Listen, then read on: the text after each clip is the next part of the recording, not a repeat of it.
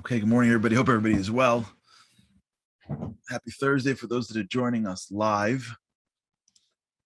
Happy whatever day it is for you, wherever it is that you join. Thanks so much for joining. We've been talking about this concept of mastery, what's in your circle. It's important for us to know what are the things that we value, even if they're not the things that we should value, and vice versa. This is sort of part of the process of change. Change is a lot easier than we think physically. And it's a lot harder than we think mentally. Most people think they can't change because they're not strong enough to change. They think that the people that are actually changing their lives have this incredible gift of discipline.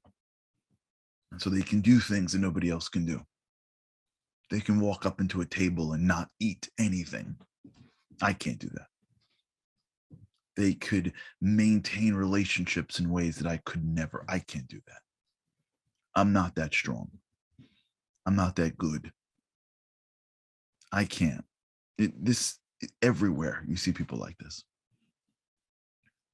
Some people are so sure that they can't that they've already flipped it, and now they've determined the thing that they actually deep down wanted to do isn't even worth it. Right? Like I remember someone making like a comment like, I wouldn't even want to be around vegans or something. Like there's a whole, I forgot what the comment was. It was like, someone was eating, they were being vegan. They were trying to, cut out meat and dairy and whatever. And the guy made a comment like, I'd rather die than hang out with vegans or something. Now, I don't know, but what he was saying in a way is, are you kidding me? I could barely I could barely like limit my burger consumption to 4. Are you like, are you nuts? All right, fine. I'll just eat this way and tell myself that you're nuts. Now I'm not saying that I'm not arguing on vegan or no vegan. Like that's not the point.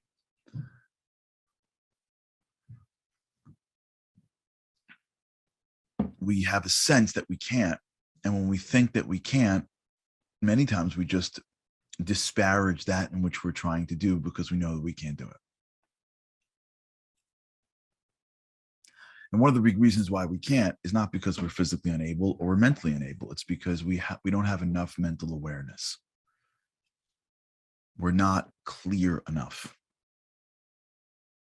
with what we're supposed to be doing. And we're not clear enough with what our values really are. And as a result, we end up chasing things that we don't even realize that we're chasing. And this is a big deal because mastery is a real need. And that's why when you look into the world of mastery, you'll find that right in that world, right in the middle of that circle, is this like cover, if you will. It's like the thing that blocks true mastery. And that cover is called ego. You see, mastery tells us that if you're good at something, you'll feel good about yourself. Mastery tells us that if you are moving yourself and growing, then you will continuously have this feeling that is an inner satisfaction. That's why when you see athletes and you look at them, if you study athletes long enough and you see their levels of happiness when they are in the playoffs, which is the highest level of stress of their whole year, right? The playoffs in a sport is the highest stress the athletes go through. And you compare that to after they win the championships. They're much more satisfied in the playoffs than they are after they won the championships. Because after they won the championships, it's over. There's a jubilation. There's honor, respect. There's a lot of other great things that comes with being the world champion. But satisfaction isn't at the highest. Satisfaction is when you are in the process of mastery. And if there's a goal called Super Bowl championships, Super Bowl champions, and you're in the playoffs, you may be nervous, you may be stressed, you may not be able to sleep. But if you're a healthy player on a good team, there's a certain sense of satisfaction you have that you are moving yourself towards a meaningful goal to you. I was talking to somebody who was running a program for veterans. He's explaining to me that a lot of veterans, especially in special units, have a very hard time adjusting back to civilian life. They're safer, they're more comfortable, they've achieved what they set out to achieve. They've, graduated the army, so to speak, with honors. They get respect. They have a brotherhood, but they're unsatisfied because when they were in the army in these units, they were moving themselves towards a meaningful goal. They were developing a mastery in something. And whether that something was in shooting or in training or in drills, whatever they were doing, the development of a mastery in something is what makes us feel really satisfied. And even when you're done and you win, even when special units commander, who a year ago was in Iraq,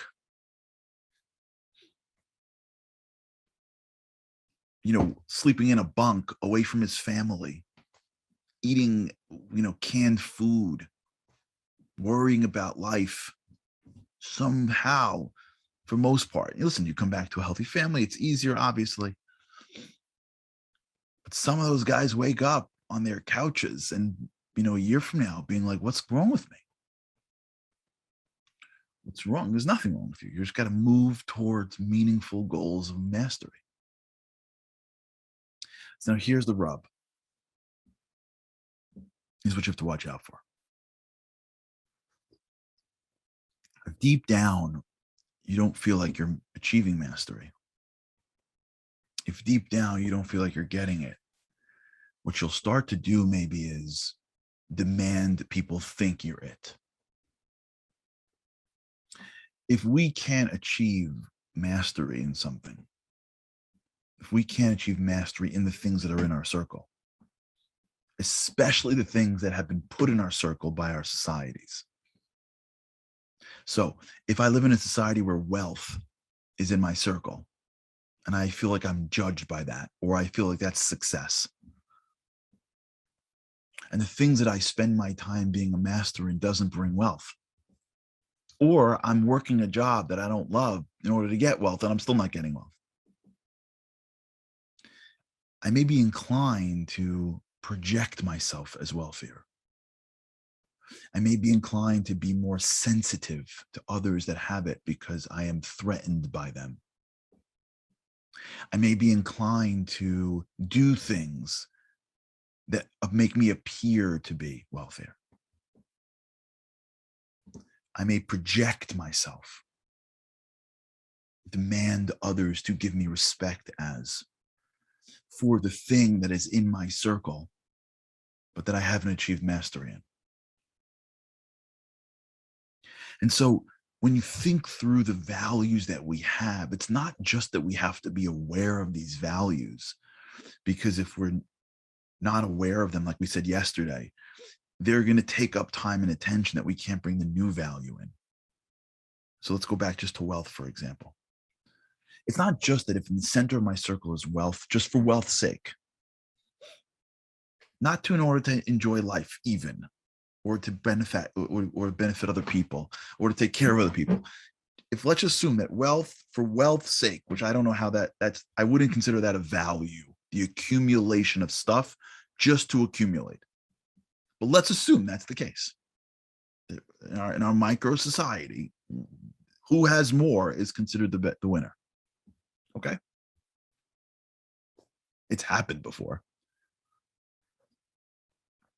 If a person's living in that world and in his or her circle is that value, they're not even aware of it, or they are or not.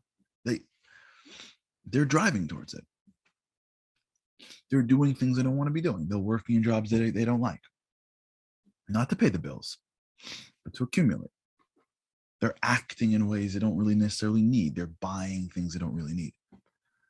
So not only are they serving that value, therefore, when you put in the other value, let's say family, let's make it easier or harder. The one kid that is the hardest to raise, right, which requires much more attention than the other kids, or the one family member that you have that you're related to that's harder to connect to, or the part of your own growth, life, knowledge, wisdom, spirituality, whatever. It's not just that when I'm serving the master of wealth and I am working things and doing things and worrying about things and always thinking about ways to make money and losing myself by being threatened by other people and being jealous of other people and being envious of other people. It's not just that the time that I invest in that value wealth is taking away from the limited discipline that I have for the value that I want to bring into my life, which is family. Is that this wealth is creating a negativity in me. It's bringing out my, if you will, my ego. It's bringing, not in a good sense, it's bringing out the negative side of me. It's causing me to not be able to connect with other people. It's causing me to make decisions that are not good for me. It's causing me to distance myself from people where I don't want to really do that. The values that I have aren't just taking up space. They're shifting how I see the world. They're shifting who I connect to. I was talking to one guy once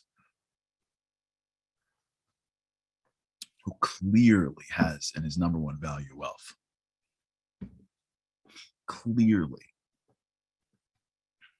And he's, to his admission, or what, I don't know if it's real, but he said very, very wealthy. He called because he was struggling with something, is that he didn't have any real feeling. He didn't have any real satisfaction.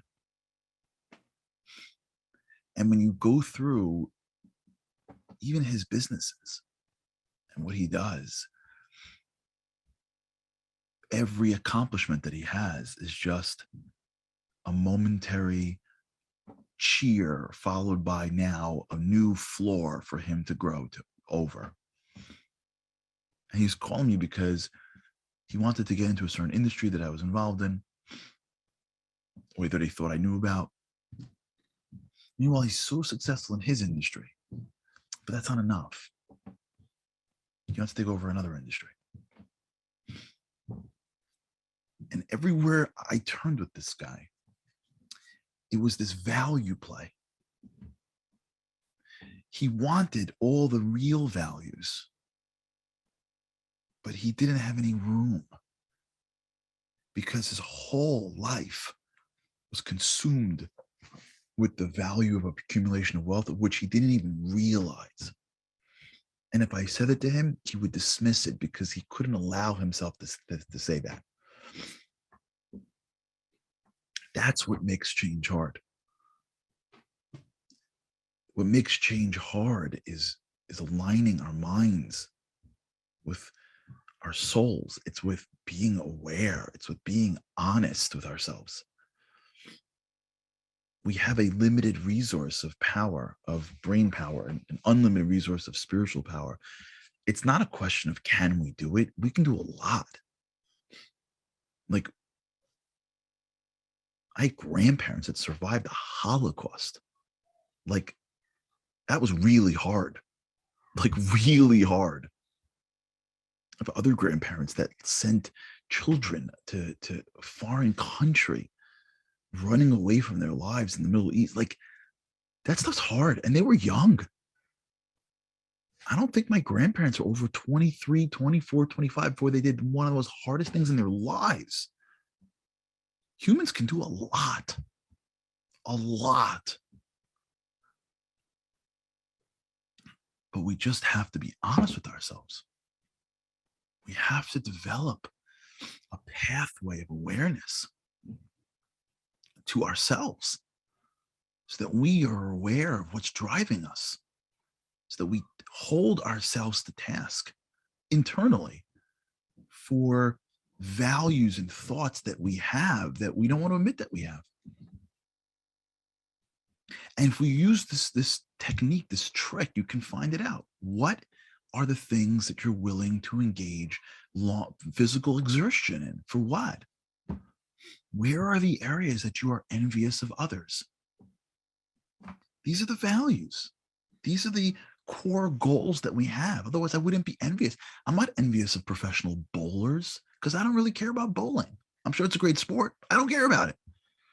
The guy comes to me, he's like, yeah, I'm best bowler in the world. I'm like, yeah, it's wonderful. Like, I don't know, good luck. Hope you got your own bag with your name on it. I don't know. I bowled when I was a kid, but there are things that I care about. And I find myself being threatened in. Why? Because that's my value. Because that's my number one goal. I want to be this person. I want to have this thing. And if I'm around people that are the epitome of what I should want and I don't want it, it's indication. If I say I want spirituality and I see somebody who's more spiritual and I've got no interest to be like that person, that's a pretty good indication that it's not in my list. It's not in my circle. And that's the work that we're doing. The work begins, like they say, measure twice and cut once. The work begins in your mind. What are my values? What are the things that I'm going for? And when we understand that we could actually replace them and put new ones in, values are like neuroplasticity. It's given to us. It feels like us, but it's just because of circumstance. I could take control and change my value set. The world opens to us. All right, everybody. I'm away this weekend, so we won't have a show tomorrow, but looking forward to seeing you on Monday. So have an incredible weekend. Think about this over the weekend. With God's help, I can't wait to see you again on Monday. Have a great weekend.